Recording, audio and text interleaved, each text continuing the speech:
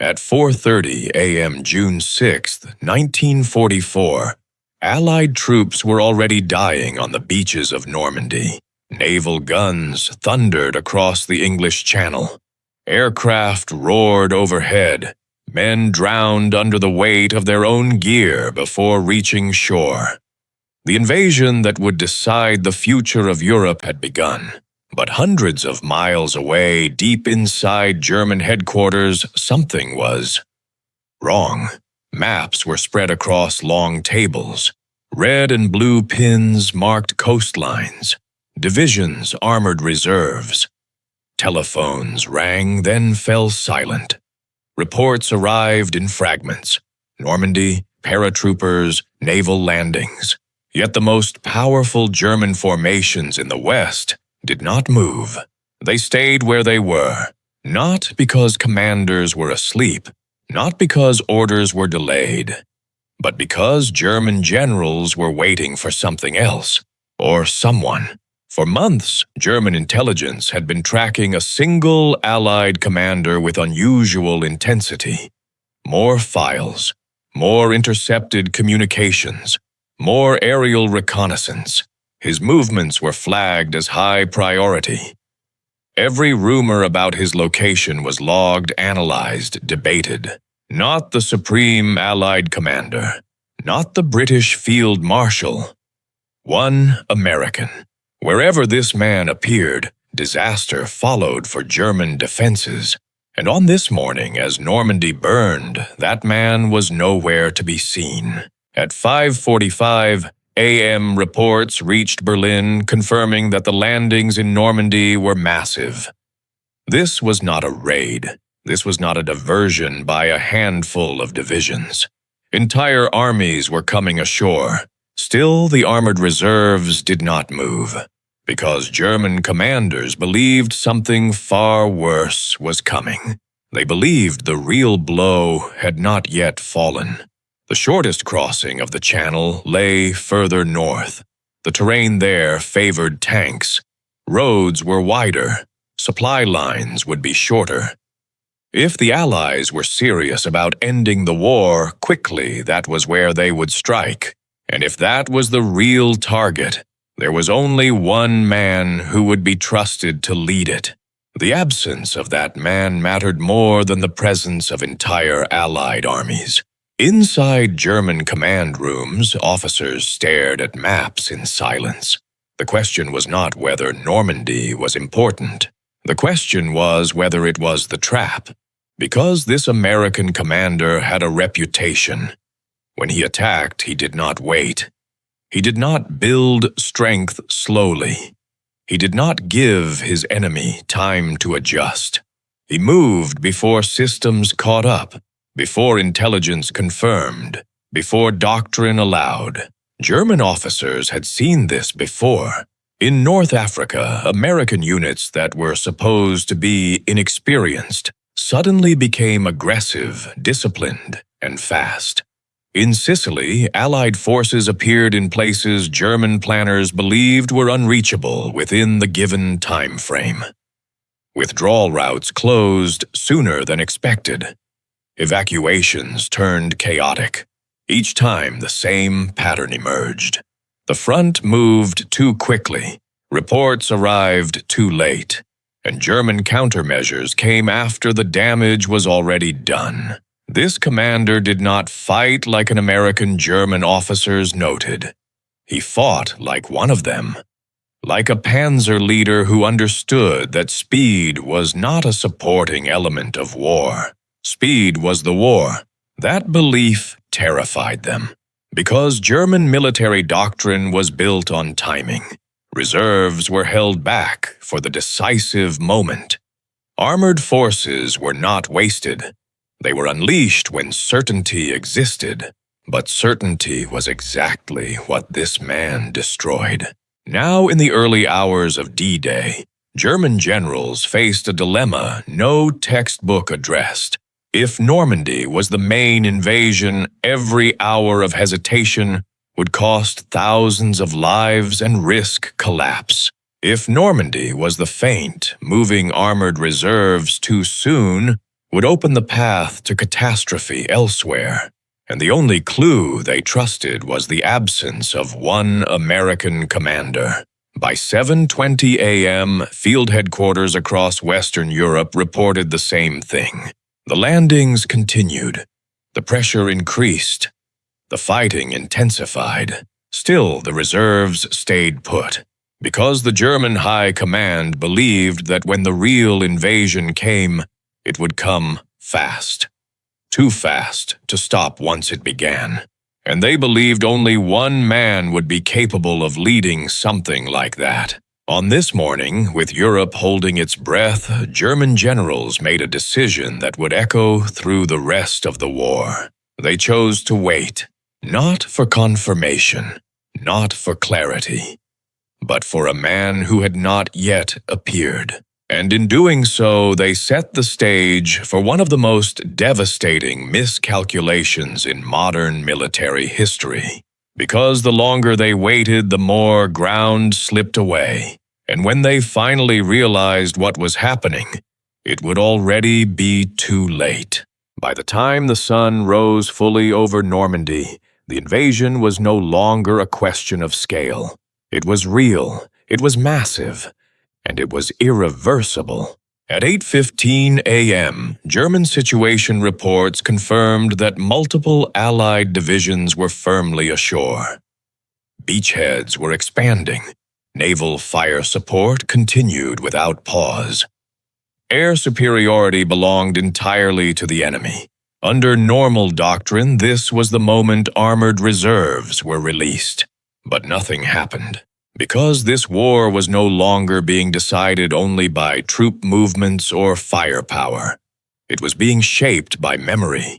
German commanders did not see Normandy in isolation. They saw it through the lens of every campaign that had gone wrong before. They remembered North Africa, where American units that should have taken weeks to reorganize suddenly attacked with discipline and speed. They remembered Sicily, where German evacuation timetables collapsed because Allied forces moved faster than calculations allowed. They remembered reports that described American columns appearing behind defensive lines before orders to withdraw had even been issued. Each of those moments shared a common element. A commander who ignored tempo charts. A commander who did not wait for permission from circumstances. A commander who forced the enemy to react instead of plan. German intelligence officers had tried to rationalize it. They studied supply lines. They reviewed doctrine. They searched for hidden reinforcements or secret advantages. But the pattern held. When this man was present, German assumptions failed. And when he was absent, German commanders breathed easier. That absence mattered now. At 9:40 a.m., reports from Normandy became more alarming. Allied forces were pushing inland. Casualties were heavy, but momentum favored the attackers. If armored divisions were released immediately, there was still a chance to split the beachheads before they linked together. Several senior officers argued for action. Others hesitated, because releasing reserves meant committing to a belief. It meant accepting that Normandy was the main effort. And if that belief was wrong, Germany would have no second chance. The German war machine had been built around decisive moments. It relied on holding strength back, then striking with overwhelming force at the right time. But what if the right time had already passed? That uncertainty paralyzed the system. What made it worse was that the Allies seemed to be acting differently. There was no pause after the landings, no slow build-up, no extended consolidation. Instead, pressure increased by the hour. This did not look like a limited operation. And yet, it also did not look like the kind of attack German commanders expected from Allied doctrine, which raised a terrifying possibility. What if Normandy was important but not decisive? What if the real breakthrough was being prepared somewhere else, under a commander known for turning operational theory into chaos? German planners returned again and again to the same assumption. The most dangerous Allied thrust would be led by the most dangerous Allied commander, and that man was still missing. At 11:10 a.m., intelligence intercepts suggested unusual radio traffic in southeastern England. Units that did not appear to be moving were transmitting heavily. Headquarters that should have been silent were active. To German analysts, this confirmed their fears. It looked like preparation. It looked like staging. It looked like deception. And deception only made sense if something larger was coming. The system did what it was designed to do. It waited, but waiting had consequences. As hours passed, German field commanders near Normandy began sending increasingly desperate messages. They reported gaps forming, units under pressure, positions that could not be held without reinforcement. Those messages climbed the chain of command and collided with a higher-level fear. What if committing now meant losing everything later? By 2:30 p.m., the picture was clear on the ground and completely unclear at the top. The front was moving, but German understanding of it was not. This was the hidden weakness of the system. It required certainty to act. And certainty was exactly what this American commander had learned to erase. He had never needed to destroy German forces directly. He only needed to make them hesitate. And hesitation in a fast-moving war was fatal. By the end of the day, Allied forces had not been pushed back into the sea. They had not been contained. They had not been broken. They had survived. And survival was enough. Because once an enemy survives the first day, the war changes. German generals understood this. They had built their careers on it. They had defeated other nations by preventing survival from becoming momentum. Now momentum was forming in front of them. Still they waited, not because they were blind, but because they believed that the most dangerous moment was still ahead. They believed the real blow would come with speed they could not counter once it began, and they believed only one man could deliver that kind of blow. What they did not yet understand was that the blow they feared was already unfolding, not somewhere else, but everywhere. The German command system had not been built to panic. It had been built to calculate. For decades, it relied on order sequencing and timing. Armored reserves were not emotional tools. They were mathematical ones. You waited until the enemy committed, identified the Schwerpunkt, then struck with precision. That doctrine had crushed Poland. It had shattered France. It had nearly broken the Soviet Union. But by 1944, the battlefield had changed. The enemy no longer moved in clean lines. Air power blurred frontiers. Radio traffic created illusions. Intelligence arrived faster, but clarity arrived slower. And in that environment, calculation became dangerous, because calculation required stability. At 4:10 p.m., German field reports described Allied units pushing inland faster than anticipated. Supply dumps were established almost immediately. Temporary airstrips were already under construction. The enemy was not pausing to breathe. This behavior disturbed planners. American doctrine emphasized caution. It emphasized overwhelming preparation. It did not encourage rapid exploitation without secure flanks. Yet that was exactly what was happening, which meant one of two things. Either the Americans had abandoned their own doctrine, or someone else was driving the tempo. German intelligence analysts returned to their files. They reviewed earlier campaigns. They overlaid timelines. They compared unit behavior under different Allied commanders. A pattern emerged that was impossible to ignore.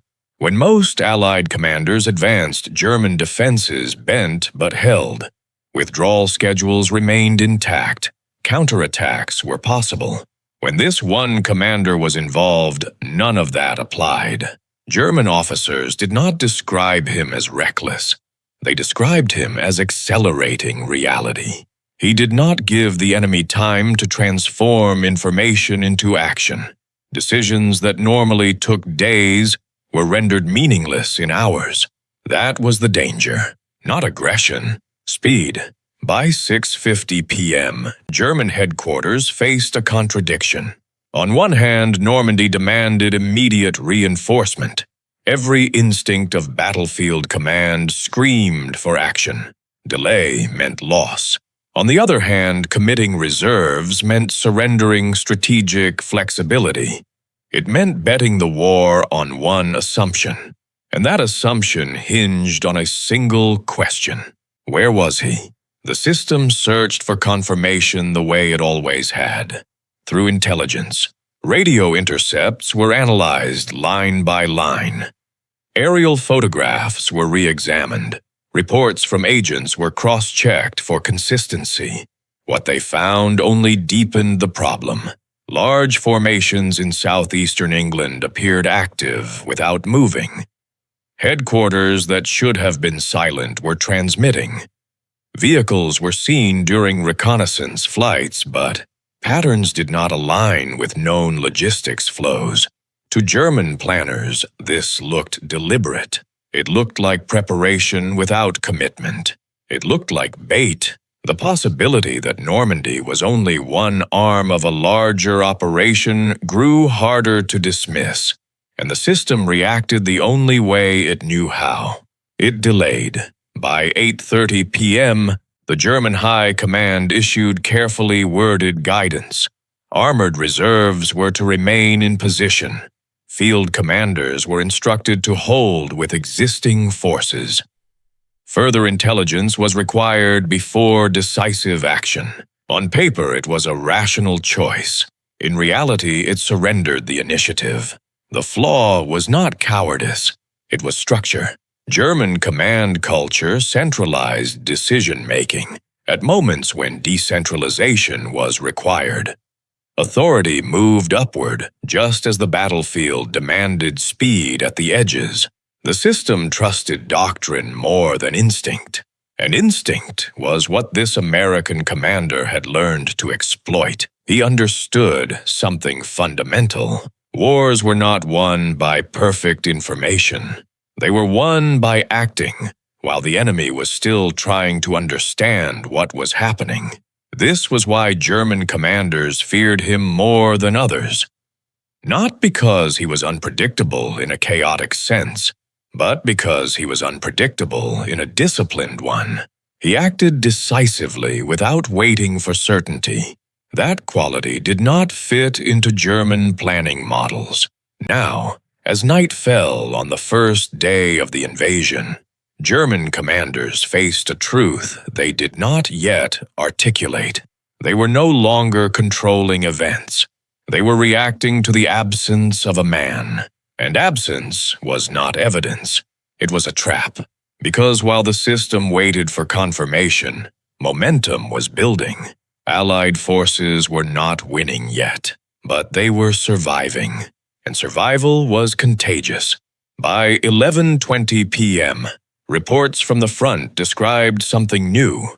German units were no longer fighting to repel the enemy. They were fighting to keep contact with each other. That shift, subtle as it seemed, marked the beginning of something irreversible. The system had delayed too long to strike decisively, and it had done so because it feared a speed it could not counter once unleashed.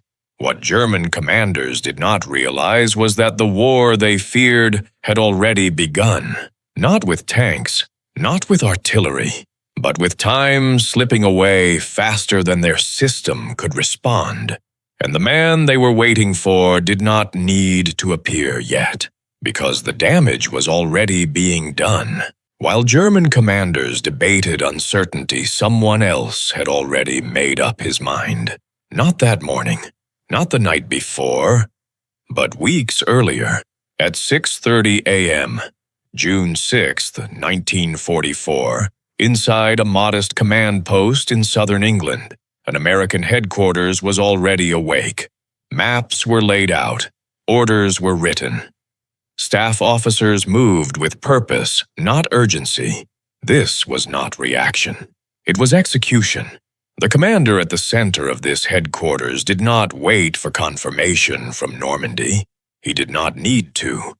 His understanding of the war did not depend on perfect information. It depended on preparation. He believed that decisive moments were not improvised. They were rehearsed, not in detail, but in principle. When the enemy acted, the response had to be immediate, not debated. Speed did not begin with movement. Speed began with thought. For months, he had studied German behavior, not just doctrine, but habit. He knew how German commanders thought about reserves. He knew their fear of committing too early. He knew their obsession with identifying the main effort, and he understood something crucial. If the enemy believed he was coming, they would wait. That belief was more powerful than any feint. At 8:50 a.m., reports from Normandy confirmed what he already expected.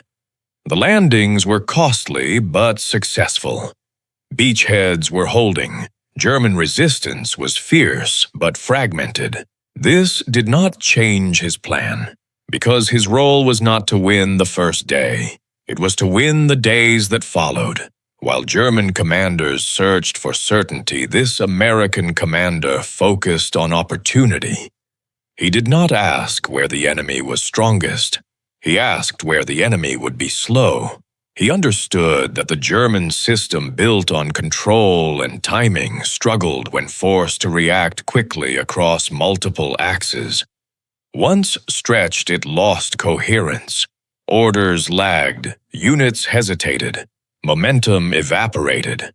This was the moment he had been waiting for, not when the invasion began, but when the enemy froze. At 10:40 a.m., his staff reviewed contingency plans that had been drafted long before D-Day. Routes were marked. Objectives were prioritized not by symbolic value, but by how quickly they could disrupt German coordination. Fuel estimates were aggressive. Timelines were optimistic. And none of it concerned him, because he did not believe in waiting for ideal conditions. He believed in creating them. The system he commanded was not designed for caution. It was designed for exploitation. Once unleashed, it would move continuously, even if flanks were exposed, even if supply lines stretched thin. To many, this approach appeared reckless. To him, it was the only way to fight a war that had reached this stage. By 1:15 p.m., messages began arriving from higher command. Questions, clarifications, suggestions to wait until the situation became clearer. He acknowledged them, then ignored the implications. He had learned that clarity was often an illusion. By the time a battlefield appeared clear, the moment to act had passed. The enemy understood this too, which was why they feared him. They feared what happened when he moved without asking permission from reality. By 4:20 p.m., as German commanders continued to debate whether Normandy was the main effort, this American commander was already thinking past it. He saw beyond the beaches. He saw roads, crossroads, rail junctions. He saw German units retreating in disorder once pressure increased. He saw opportunities forming in the gaps between decisions. Most importantly, he saw time. Time that the enemy was losing. That evening, while German headquarters struggled to reconcile contradictory reports, this commander issued instructions that did not depend on the enemy's next move. They depended on his. No speeches were made. No dramatic declarations recorded. Orders were transmitted in calm, professional language, but they carried an implication that would not become clear until much later. Once his forces entered the fight, they would not stop to reorganize. They would not wait for the enemy to stabilize. They would move until the enemy's understanding of the battlefield collapsed. At 9:10 p.m., as darkness settled over Normandy, German commanders still believed the most dangerous phase of the war lay ahead. They believed the blow they feared had not yet fallen. What they did not realize was that the man they were waiting for had already begun shaping the battlefield, not by moving troops, but by ensuring that when he did, the enemy would have no time left to respond. The invasion had survived its first day. The system had hesitated, and somewhere across the channel, an American commander was preparing to turn hesitation into collapse. The question was no longer whether he would enter the war. It was how fast everything would fall apart once he did. The shift did not begin with a dramatic announcement. It began quietly. At 5:40 a.m., June 7, 1944, orders were issued that did not ask for permission from the situation. They assumed it. Movement schedules were advanced. Routes were confirmed. Timelines that looked aggressive on paper became mandatory in practice. This was no longer planning. It was commitment. Once the first units began to move, there would be no pause to reconsider. No waiting for clearer intelligence. No allowance for hesitation. Momentum would have to be sustained, or the effort would collapse under its own ambition. The commander understood this risk. He accepted it, because delay was a greater danger than exposure. At 7:10 a.m., Allied reconnaissance confirmed what German commanders feared most and least understood. Enemy responses were uneven. Some sectors resisted fiercely. Others fell back without coordination. Gaps opened where none were expected. Those gaps were not accidents. They were symptoms of a system trying to decide instead of act. This American commander had seen this before. He recognized the signs of an enemy losing the rhythm of war. Orders lagged. Authority concentrated upward. Local initiative vanished. That was the moment to accelerate. By 9:20 a.m., movement intensified. Columns advanced along routes chosen not for safety but for speed. Flanks were thin, supply lines were stretched. Communication depended on improvisation as much as planning. To outside observers, it looked reckless.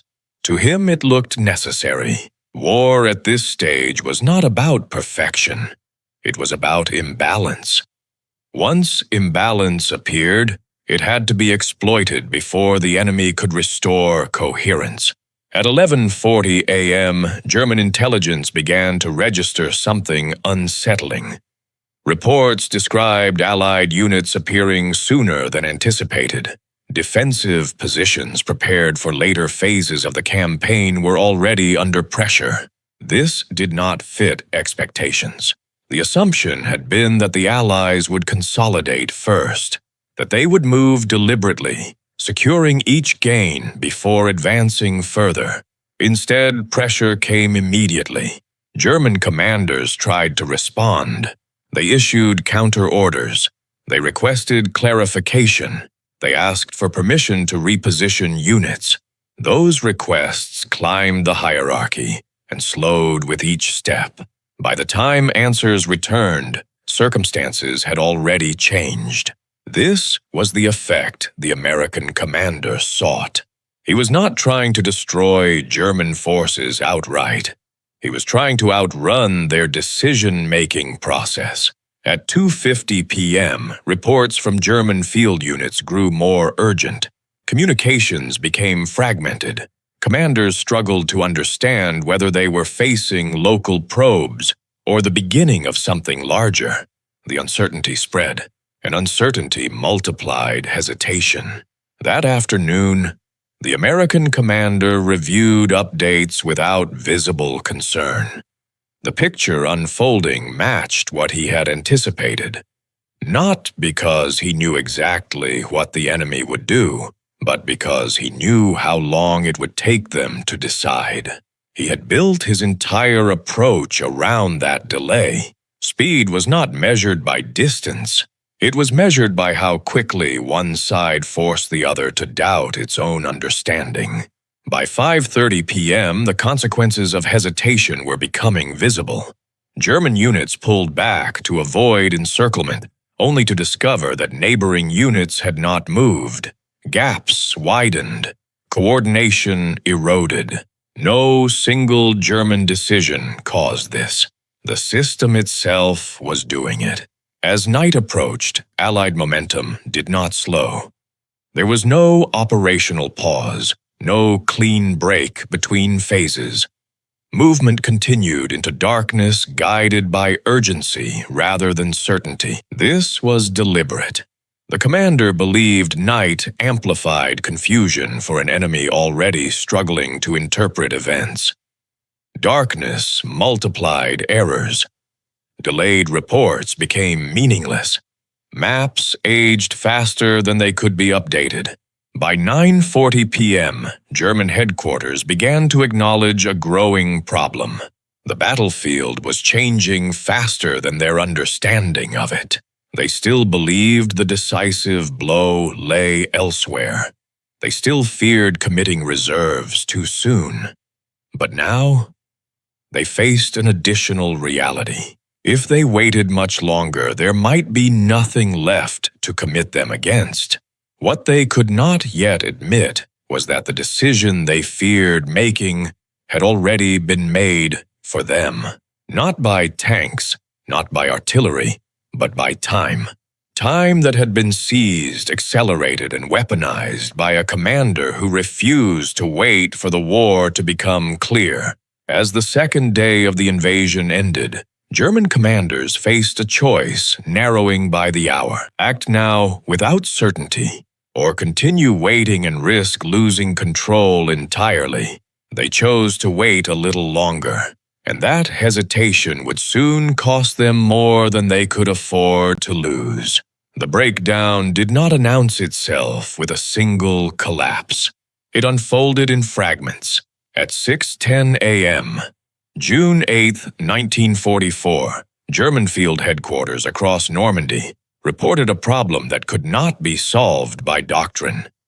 Units were losing contact with each other. Orders issued before dawn were already obsolete by mid-morning. Maps were no longer matching reality. Positions marked as secure were under pressure. Areas believed to be quiet were suddenly contested. Commanders on the ground began requesting permission to maneuver laterally to re-establish cohesion. Those requests stalled. They always did, because the system demanded confirmation before movement, and confirmation was becoming impossible. By 8:30 a.m., intelligence summaries arriving at higher headquarters were already hours out of date. Reconnaissance aircraft reported Allied columns moving along roads that had not been designated as axes of advance. Radio intercepts suggested coordination at a tempo German planners had not anticipated. The enemy was not consolidating. The enemy was flowing. This created a psychological effect German commanders had not faced since the early years of the war. They were no longer reacting to a plan. They were reacting to motion. At 10:20 a.m., a senior German officer noted in his situation, report that the front could no longer be defined by a continuous line. Instead, it consisted of pressure points, gaps, and improvised defenses. This was deeply unsettling. German command culture depended on defined fronts. Lines gave meaning to reserves, to counterattacks, to timing. Without lines, there was only uncertainty, and uncertainty paralyzed decision-making. By 12:40 p.m., conflicting orders began to circulate. Some units were instructed to hold ground at all costs. Others were told to withdraw to secondary positions. In several cases, these orders contradicted each other within the same formation. Local commanders hesitated. If they moved, they risked violating orders. If they stayed, they risked encirclement. Either choice carried consequences. The American commander understood this dilemma intimately. He had designed his approach to create exactly this kind of friction, not through deception alone, but through sustained pressure, applied faster than the enemy could synchronize a response. Speed was no longer just movement. It was disorientation. At 3:15 p.m., German headquarters attempted to reassert control. Updated directives were issued. New defensive priorities were outlined. Reserves were discussed again, cautiously, conditionally. But the system was chasing events. Every directive assumed a battlefield that had already changed. As afternoon turned into evening, German commanders began to recognize a disturbing pattern. Whenever they tried to stabilize one sector, pressure appeared elsewhere. When they shifted attention, new gaps opened behind them. This was not coincidence. It was tempo. The American commander was not attacking everywhere. He was attacking faster than German command cycles could function. Each move forced a response. Each response arrived too late. By 7:50 p.m., German field reports described growing exhaustion. Units were being repositioned repeatedly without clear objectives. Fuel shortages worsened as movements became reactive rather than planned. Morale eroded under the strain of constant uncertainty. The sense of control that German commanders prized above all else was slipping away. That night, staff officers worked under dim lights, redrawing maps that would be inaccurate again by morning. Phones rang with questions no one could answer. Liaison officers argued over whose responsibility a collapsing sector actually was. The system was no longer directing the battle. It was trying to survive it. At 11:30 p.m., a senior German commander recorded a stark observation. The enemy was not winning because of overwhelming numbers. He was winning because German forces could no longer tell where he would strike next. That realization carried a deeper implication. The most dangerous phase of the war had not arrived with the landings. It had arrived with the loss of tempo. Because once tempo was lost, recovery required time. And time was exactly what the Germans no longer had. Somewhere beyond the Channel, the American commander continued to push without pause. He did not need to see German confusion to know it existed. He could feel it, in the slowing of responses, in the widening gaps, in the absence of decisive counteraction. This was the moment he had been waiting for. Not the moment of victory, but the moment when the enemy's system stopped functioning as a system. What followed would not be a single battle. It would be a cascade. And once it began, no amount of caution would be enough to stop it. The realization did not arrive as a single report. It arrived as a convergence. At 6:40 a.m. June 9, 1944, German headquarters received multiple situation updates that could no longer be reconciled. They did not contradict each other. They overlapped. Units reported pressure from directions that did not align with the established front. Defensive lines marked as intact were being bypassed. Roads believed to be behind the lines were suddenly contested. The map no longer represented the battlefield. It represented yesterday. Staff officers attempted to redraw positions, but the ink moved slower than the enemy. Each correction created new questions. Each clarification exposed another gap. At 9:10 a.m., a senior operations officer halted the briefing mid-sentence.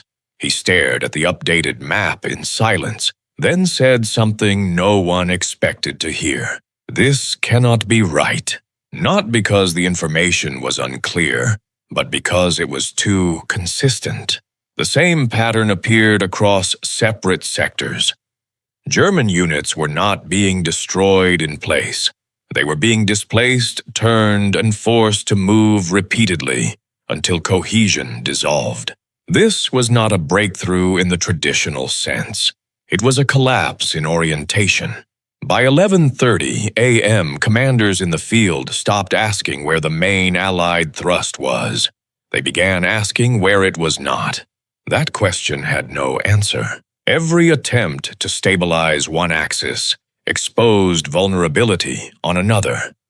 Reserves earmarked for counterattack found themselves arriving late to positions that no longer mattered. The war had shifted from positional to temporal. Whoever moved faster now controlled the outcome. At 1:50 p.m., German intelligence summarized the situation in language stripped of optimism. Allied forces were advancing beyond projected timelines. Movement patterns suggested continuous exploitation rather than phased operations. One analyst wrote a sentence that circulated quietly among senior officers. "The enemy is not waiting between moves." That sentence landed like a blow, because German planning assumed pauses. Time to evaluate, time to reposition, time to prepare the decisive response. Those pauses were gone. At 3:20 p.m., the High Command attempted once more to regain control. New priorities were issued, defensive belts were redefined, units were reassigned on paper, but the battlefield no longer respected paper. Orders arrived too late. Execution lagged. Coordination failed. For the first time since the invasion began, senior German commanders admitted privately that the situation had passed beyond precise control. This was the moment. Not when tanks broke through, not when cities fell, but when certainty disappeared. At 5:40 p.m., a situation report from the Western sector contained a phrase that would later be remembered by those present. "Good God, he is everywhere." No name followed. None was necessary. The meaning was understood immediately. The enemy commander they had feared was not striking at a single point. He was forcing German forces to react across an expanding arc, stretching decision-making until it snapped.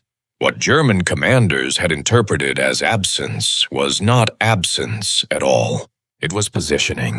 By 7:50 p.m., the idea of a decisive counterstroke began to fade. Not because reserves no longer existed, but because there was no longer a single place to use them effectively. The battlefield had become fluid, too fluid. German units moved constantly, but never in unison. Each movement created vulnerability elsewhere. Each response triggered another demand for action. This was the nightmare German doctrine was never designed to handle. An enemy who did not seek the perfect moment. An enemy who created moments faster than they could be understood. As darkness fell, senior officers confronted an uncomfortable truth. They were no longer deciding how to stop the enemy. They were deciding how much they could still save. The American commander had not yet revealed himself openly, but his presence was now undeniable. It could be seen in the speed of Allied movements, in the confusion of German reports, in the way time itself seemed to favor one side. The war had crossed a threshold, and once crossed, there was no return to stability.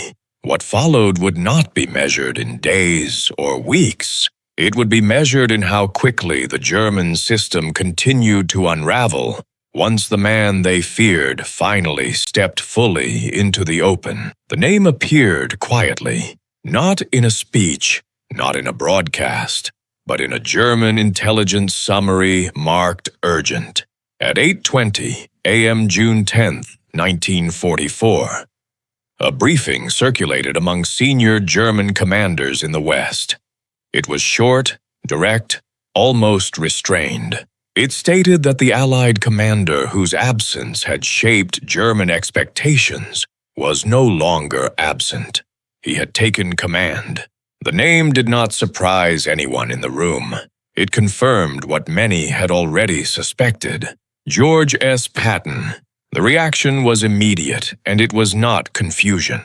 It was recognition. German officers did not debate his competence. They did not question his authority.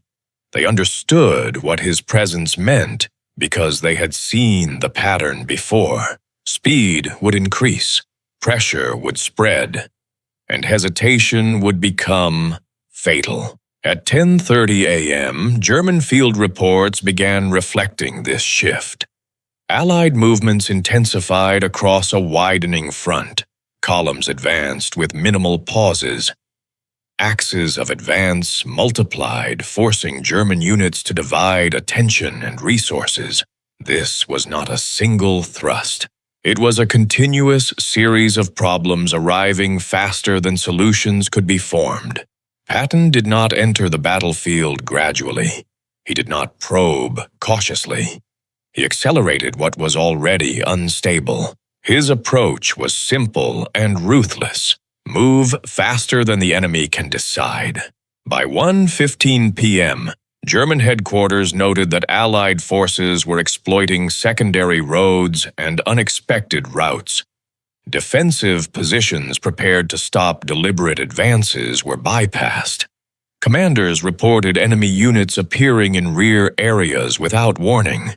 This was the moment German doctrine feared most, not a breakthrough.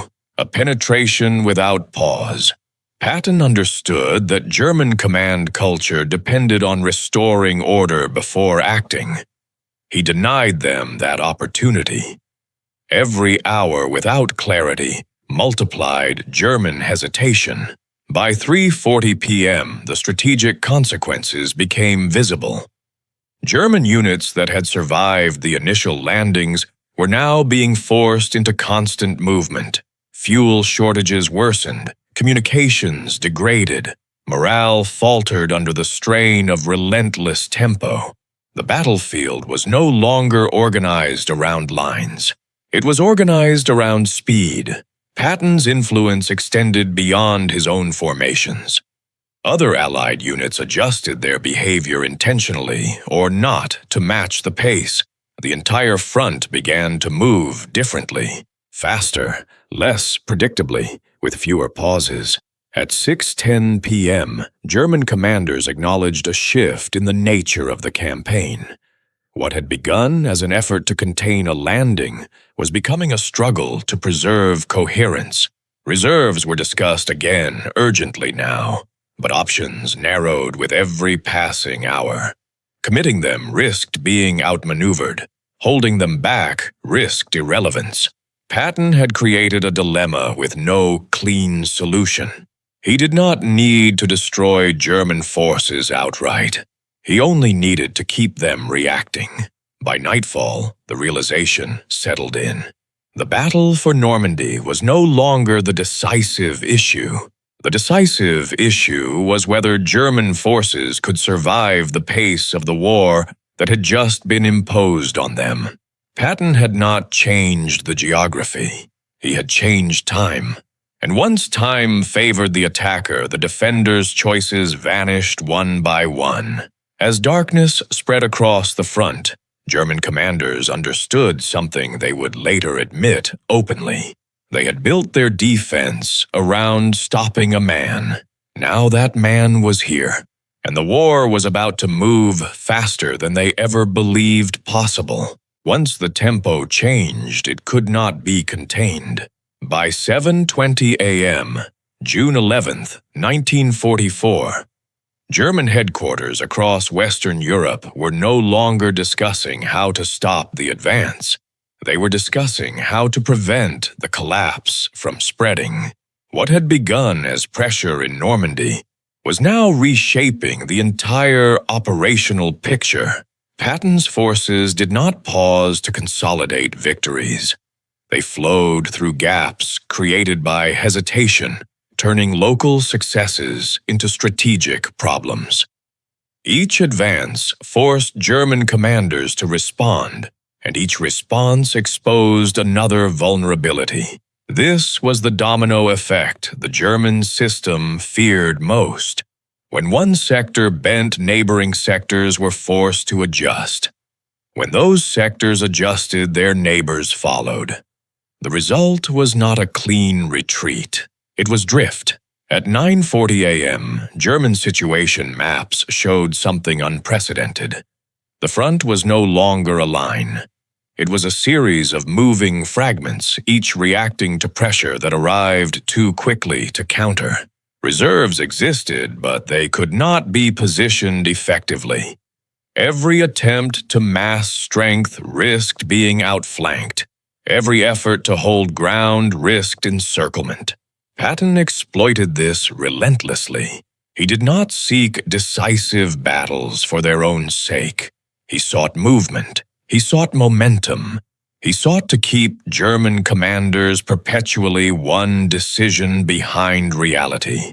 By 12:10 p.m., reports from multiple sectors described the same condition. German units were retreating, not because they had been defeated in combat, but because their position no longer made sense. Road junctions became critical not for what they controlled, but for how quickly they could be seized. Rail lines were disrupted not through demolition alone, but through constant pressure that denied repair crews the time to function. This was warfare accelerated. Patton understood that the German system could endure losses. What it could not endure was uncertainty at scale. Once doubt infected the command structure, it multiplied faster than reinforcements could arrive. At 2:30 p.m., German commanders attempted to identify a new stabilizing line. Orders were issued, defensive priorities were set, maps were redrawn again. But the attempt failed almost immediately. Because the enemy did not respect stabilization, Patton drove forward before the line could exist. By 4:50 p.m., German intelligence officers began to acknowledge a grim reality. The Allied advance was no longer dependent on the success of any single formation. It had become self-sustaining. Momentum fed momentum. Units advanced because neighboring units advanced. Pressure existed because pressure was constant. There was no longer a single point of failure that could reverse the trend. This was the strategic nightmare. Once momentum reached this stage, stopping it required time, space, and coordination. Germany had none to spare. As evening approached, senior German commanders faced the truth they had avoided since D-Day. The reserves they had protected for weeks could no longer deliver a decisive counterstroke. The battlefield had become too fluid. Targets shifted too quickly. Opportunities vanished before they could be exploited. The war had slipped beyond their grasp, not through one catastrophic decision, but through a series of small delays that accumulated into disaster. Patton had not broken German defenses by force alone. He had broken their ability to choose. By 8:20 p.m., internal communications reflected resignation rather than urgency. Discussions shifted from restoring control to limiting losses, from winning ground to saving forces. This was the moment defeat began to take shape, not in headlines, not in surrender ceremonies, but in the quiet acknowledgement that the initiative was gone. The German system, once feared for its precision and discipline, was now chasing a battlefield that refused to slow down. Patton had imposed a new reality, a reality where speed dictated outcomes, where decisions mattered more than doctrine, where hesitation became irreversible. As night fell, the dominoes continued to fall, and no one at German headquarters believed anymore that a single decisive action could stop them. What remained was damage control, and the understanding that the war in Western Europe had entered its final accelerating phase. Victory did not arrive cleanly. It arrived exhausted. By 6:40 a.m., late summer 1944, the speed that had shattered German coordination began to reveal its cost. Supply lines stretched across battered roads. Vehicles broke down faster than they could be repaired. Men slept in fragments, moving again before fatigue fully set in. Momentum had a price. Patton accepted it. He understood that speed could not be sustained forever. It only needed to last long enough to change the war's direction. Once the enemy's system collapsed, perfection was no longer required. But the strain was real. Fuel shortages forced constant recalculation. Units advanced on narrow margins, often operating at the edge of support. Commanders improvised daily, sometimes hourly. There were moments when the advance came close to outrunning itself. Those moments did not appear in celebratory headlines. They lived in staff reports and quiet decisions. German forces, meanwhile, were no longer trying to regain the initiative. They were trying to survive its loss. Retreats accelerated. Equipment was abandoned. Entire formations moved without cohesion, focused on escape rather than resistance. By 9:20 a.m., German communications reflected a change in tone that would become unmistakable after the war. The language of opportunity vanished. The language of inevitability replaced it. What followed was not a single collapse, but many. Each withdrawal exposed another flank. Each attempt to stabilize revealed another weakness. The faster the front moved, the harder it became to restore order. The irony was cruel. German doctrine had been built on speed, on decisive movement, on exploiting hesitation. Now those same principles were being used against them faster than they could respond. After the war, captured German generals spoke about this period with a clarity that had been impossible at the time. They did not blame inferior equipment. They did not cite lack of courage. They spoke about tempo. They said the Americans had learned to move without waiting for certainty. That one commander in particular forced decisions before German systems could process them. They described him as dangerous not because he took reckless risks, but because he understood when risk mattered more than caution. One German officer summarized it simply: "He never gave us time." That assessment carried weight. Patton did not win the war alone. No single commander could. But he altered its pace at a critical moment. And in war, pace shapes outcome as surely as firepower. Speed denied the enemy recovery. Decision denied them adaptation. Audacity denied them control. Yet the victory carried shadows. Lives were lost. Units were pushed to their limits. Political tensions followed success. Questions were asked about sustainability, about restraint, about the thin line between boldness and excess. Those questions were not dismissed. They were acknowledged, but history measured results. The war in Western Europe accelerated beyond German ability to contain it. The collapse that followed was not sudden, but it was irreversible. Once momentum turned decisively, no defensive adjustment could restore balance. Patton's legacy would be debated for decades. His temperament, his methods, his willingness to push. But among those who faced him, one judgment remained consistent. He was the Allied commander they feared most.